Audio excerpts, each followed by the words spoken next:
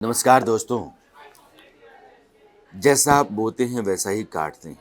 तो अपने यहाँ कहावत है, बोओगे बबूल तो आम कहाँ से पाओगे। अतीक अहमद को लेकर के यह बात बहुत मुफीद सी है।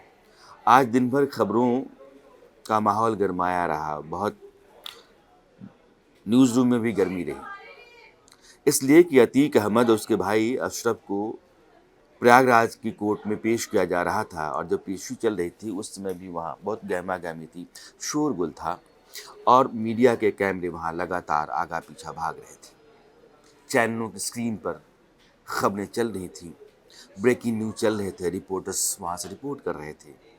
इसी दौरान खबर आई कि अतीक का बेटा असद इनकाउंटर में मारा गया है। यूपी एसटीएफ ने झांसी के पास उसको मार गिराया है। उसके साथ दूसरा जो मेश्वर हत्याकांड का शूटर था गुलाम, वो भी मारा गया है। इस समय कोर्ट में जिरह चल रही थी और अतीक अहमद ये कह रहा था कि मुझे पुलिस की कस्टडी ना दी जाए, मेरी तबीयत ठीक नहीं है, मेरा बीपी लो रहता है और पुलिस कस्टडी में जाने पर मुझे दिक्कतें होंगी, इसलिए मुझे जुडिशल कस्टडी दी जाए। और इसी दौरान उसको ये खबर दी जाती, वो फूट के रोने लगता है, बैठ जाता है, पानी मांगता है, उसको पानी दिया जाता है, पानी पीता है और कहीं ना कहीं उसको ये लगने लगता है कि मेरी ज़िंदगी और मेरे ज़रिए बनाया गया मेरा परिवार जो है वो तबाह हो गया है। अतीक को उस समय कोर्ट में जिन लोगों ने देखा उन लोगों ने यही कहा कि इतना टूटा हुआ, इतना लाचार, इतना मजबूर, इतना कमज़ोर और इतना डरा हुआ अतीक अहमद हमने पहले कभी नहीं देखा। क्योंकि ये वही प्रयागराज है जहाँ उसका आतंक चलता था। उस दहशत के चलते कोई आदमी ज़ुबान खोलने को तैयार नहीं होता था और जहाँ जब जो चाहता था वो कर गुजरता था। हत्या हो, छिनैती हो, ज़मीन का कब्ज़ा हो, इस तमाम तरह के धतकर्म का वो सरगना था। लेकिन उसी प्रयागराज में आज वो लाचार बैठा हुआ था, रो रहा था। असद का इनकाउंटर अगर आप देखें तो स्पेशल टास्क फोर्स को पिछले कुछ दिनों से उत्तर प्रदेश, मध्य प्रदेश और राजस्थान, इन तीनों स्टेट की सीमा जहां मिलती है उस इलाके में उसका मूवमेंट पता चल रहा था। अगर आप देखेंगे तो गुजरात से, साबरमती जेल से जब लाया गया अतीक को तो ये झांसी के रूट से ही ला करके और प्रयागराज पहुंचाया गया। तो झांसी के आसपास का जो इलाका है, इस इलाके में वो राजस्थान, मध्य प्रदेश, उत्तर प्रदेश के बीच में घूम रहा था। एसटीएफ ने वहाँ डेरा डाल दिया। एग्जैक्ट लोकेशन की जानकारी जब मिली तो एसटीएफ ने घेरा और उसके बाद असद भागना शुरू किया बाइक पर।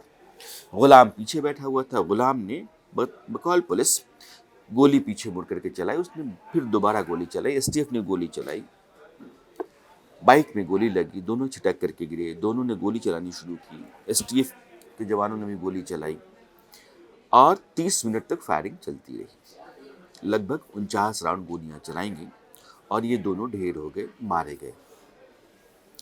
असद और गुलाम अतीक अहमद का खासम खास गुर्गा रहा है। असद उसका बेटा है।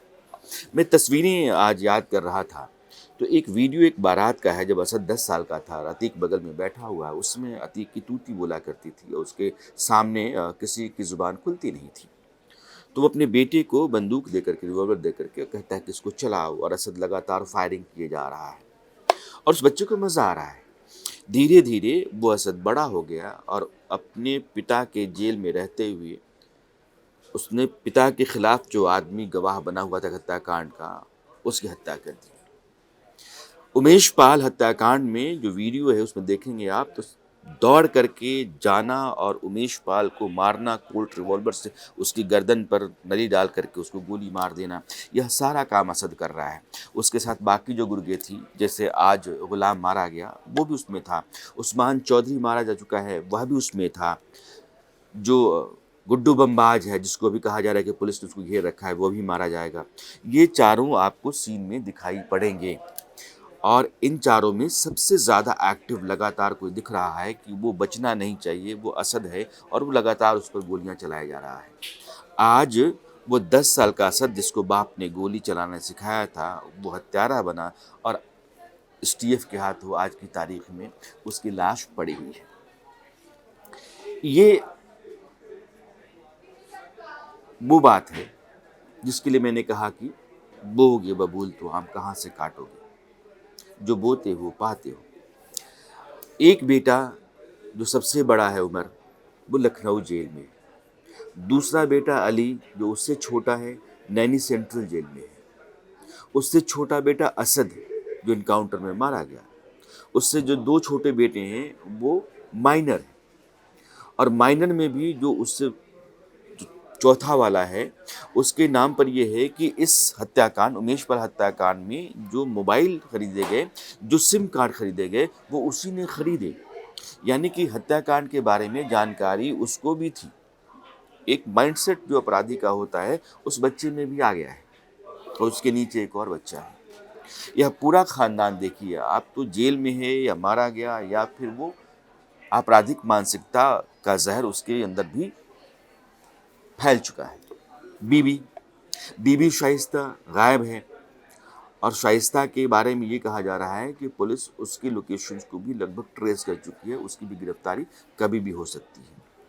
कानून के खिलाफ जब कभी भी आप काम करते हैं अपराध की दुनिया में, हो सकता है कि जो उस समय की व्यवस्था है, सत्ता है, उसके साथ आपकी साठ-गाँठ है, तो आपका लगातार आतंक चल रहा है। आप किसी की हत्या कर दें, किसी की ज़मीन पर कब्ज़ा जमा लें, कहीं अपहरण किसी का कर लें, कोई पैसा किसी से उगाही कर लें, ठेके की अ, जो ठेके की खातिर जो हत्याएँ की जाती हैं वो आप कर दें।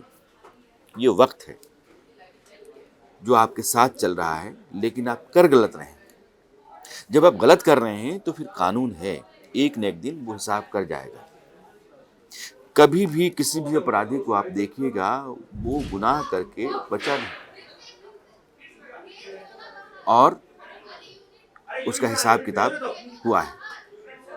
अतीक अतीक के परिवार वालों के साथ ऐसा ही हुआ है, और ये सबक है बाकी अपराधियों, मुजरिमों और अंडरवर्ल्ड डॉन्स के लिए।